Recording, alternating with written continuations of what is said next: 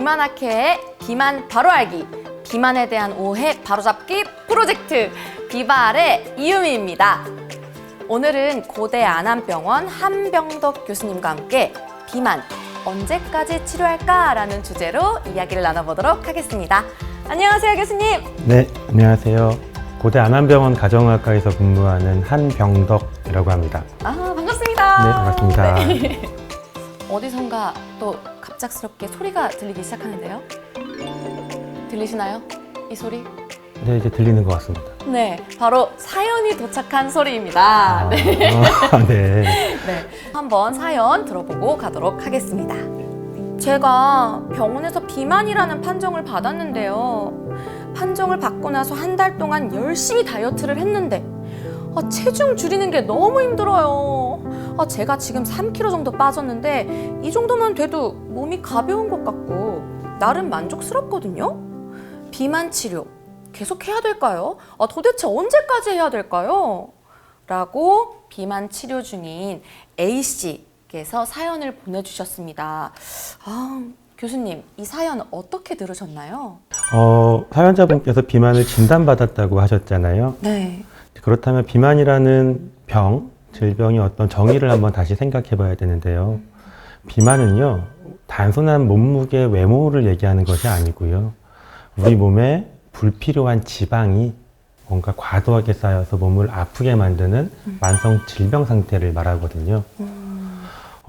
단순하게 짧은 기간에 몇 킬로그램이 줄었다라고 해서 이 비만이 완전히 치료됐다, 이렇게 이야기하기는 어려울 것 같습니다. 그러면 이 비만과 함께 찾아오는 것들에는 어떤 문제들이 있을까요? 비만이 만병의 근원이다라고 말씀을 드렸잖아요. 체중이 이게 증가되어 있는 상태일 것이고 지방량이 많은 상태일 거거든요. 네. 단순하게 무게, 부피로 인한 어떤 증상들도 있을 수 있겠죠. 예를 들면 관절염이라든지 허리 통증, 수면 무호흡증, 이런 증상들이 분명히 생길 수가 있고요. 사실 그것보다 더 중요하게 생각해야 되는 게 정상 체중인 분들에 비해 비만인 분들이 고혈압, 당뇨병, 고지혈증과 같은 여러 가지 만성 질환들의 위험률이 굉장히 높다고 되어 있습니다. 그런데 이런 질환들이요, 결국에는 혈관들을 망가뜨리는 병이기 때문에 중요하거든요. 우리가 혈관하면 생각나는 질환들이 있잖아요. 심내혈관 질환이다라고 부르고 있는 우리가 무서워하는 협심증, 심근경색, 뇌졸중, 이런 병들의 발생률도요, 비만인 분들이 훨씬 더 높게 되어 있습니다. 이것뿐만 아니고요. 심지어는 우리 통풍이라든지 그리고 우울증이라든지 각종 암, 여러 가지 질환들도 이 비만과 밀접한 관계가 있다고 알려져 있습니다. 제가 궁금한 것들이 있어서요. 이 잠을 잘 때 수면 무호흡 얘기도 해주셨잖아요. 네. 네. 근데 그것과 연관해서 코골이를 하는 사람들을 굉장히 많이 봤어요. 그게 이제 비만과 연관이 있는 걸까요? 생각해 보시면 체중이 증가됐어요. 그러면 우리가 얼굴만 커지고 몸만 커지는 건 아니거든요. 네. 목에도 뭔가 쌓이겠죠. 네. 호흡하고 숨이 들어갔다 나갔다 하는 길이 있을 텐데 그 부분들이 당연히 좁아질 수밖에 없는 상황이 되거든요. 네. 구조적으로도 코골이가 심해지거나 수면무호흡, 잠자면서 호흡이 불편해지는 일들이 많이 생길 수 있습니다. 비만한 환자분들에게. 네. 그래서 비만인 분들은 수면무호흡이 잘 생기고요. 근데 또 반대로 보면은요, 잠을 잘 자는 것이, 숙면을 취해주는 것이 비만 예방하는 데 굉장히 중요하거든요. 자는 동안에 에너지 소비도 충분히 돼야 되고 몸도 충분히 휴식해야 되고, 네. 그것보다 더 중요한 건 우리 몸에서 나오는 여러 가지 하루에 맞춰진 호르몬들이 있어요. 그 호르몬들 중에 식욕에 영향을 주고 활동에 영향을 주는 호르몬들이 수면 무호흡증이 있거나 코골이가 심해서 숙면을 못 취하는 분들은 제대로 나오지가 않습니다. 그래서 이 분들은 또 반대로 체중이 더 증가되는 쪽으로 영향을 줄 수 있거든요. 그래서 굉장히 상호 밀접한 관계가 있다고 생각하시면 됩니다. 이 비만이 결코 미용으로만 볼 수 있는 게 아니라 건강하고 더 많이 연관이 되어 있는 거네요. 네, 그렇습니다.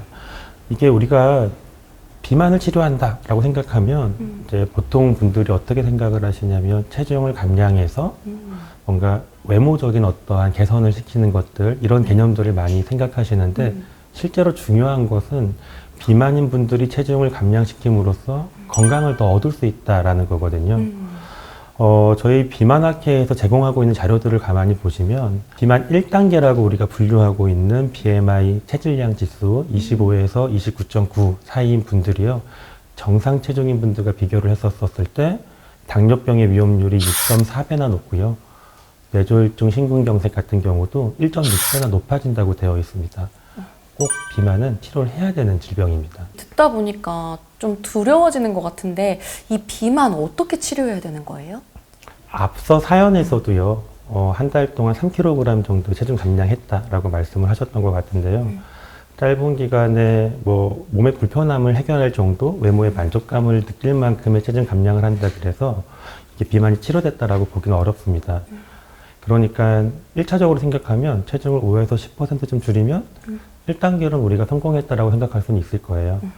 그런데 다시 생각해보면 체중을 정상으로 돌리면 더 건강해질 수 있잖아요. 그래서 힘드시더라도 체중을 정상 체중까지 가는 것을 목표로 하는 것이 좋지 않을까라는 저는 제안을 드리고 싶고요. 만만치 않죠. 그래서 현실적으로는요. 줄여놓은 체중을 얼마나 길게 유지할 수 있는가 이게 중요하다고 생각합니다. 그래서 감량된 체중을 오래 지속되게 네. 그러기 위해서 무엇이 필요하겠어요? 비만 치료를 계속하고 좋은 생활 습관을 만들어 나가도록 노력하는 것이 중요하다고 생각합니다. 맞아요. 저도 이제 주변 사람들을 보면 이 단기간에 빠르게 다이어트를 해서 다시 요요가 오는 사람들을 정말 많이 봤거든요. 이 기간이 정말 중요한 것 같아요. 체중 감량하는 기간이 길었다라는 말은 생활이 유지될 정도로 조금씩 바른 방향으로 바꾸어 나갔다고 생각해 볼 수도 있을 거예요. 앞서 사례에서 말씀 주셨던 그분도 짧은 시간에 다이어트 하느라 힘들었다 그랬거든요. 네. 요요가 오는 분들의 특징은 짧은 시간에 일상생활이 불가능한 또는 앞으로 지속 가능하지 않은 어떤 다이어트를 했기 때문에 앞으로 남은 생을 살아가면서 건강을 관리하는, 체중을 관리하는 생활 습관이 잘 안 잡혀 있을 가능성들이 크거든요. 그래서요, 저는 비만 치료라는 것에 대한 것을 그렇게 생각하면 좋겠습니다. 이게 단순하게 짧은 기간에 약을 먹거나 주사를 맞거나 수술을 받거나 이렇게 해서 체중을 감량합니다가 아니고요. 이제 우리 비만학회의 모든 컨텐츠가 다 준비가 되어 있을 테니까 함께 보시면 아시겠지만 적게 먹어도 배부른 어떤 생활 습관을 만드실 수 있게끔 하고 그게 치료입니다. 그렇게 치료를 하는 것이고 네. 활동을 더 늘릴 수 있게끔 만들어드리고 이러한 바른 생활을 만들어주기 위한 어떤 이 도움이 필요한 것들, 도움을 드리는 것이 비만의 치료다라고 생각하시면 되고요. 그 기간은 길면 길수록 좀 좋다고 보고 있습니다. 말씀을 듣고 보니까 이 일상에서의 작은 습관들을 변화시키는 게 또 중요한 것 같아요. 그럼 저는 이제 바로 제 가방에 들어있는 군것질거리들부터 정리를 시작해야 되겠습니다. 오늘 좋은 말씀 해주셔서 감사합니다, 교수님. 네, 감사합니다. 감사합니다. 지금까지 비바할의 이음이었습니다. 앞으로 비만학회 비바할 많이 사랑해주세요. 또 만나요.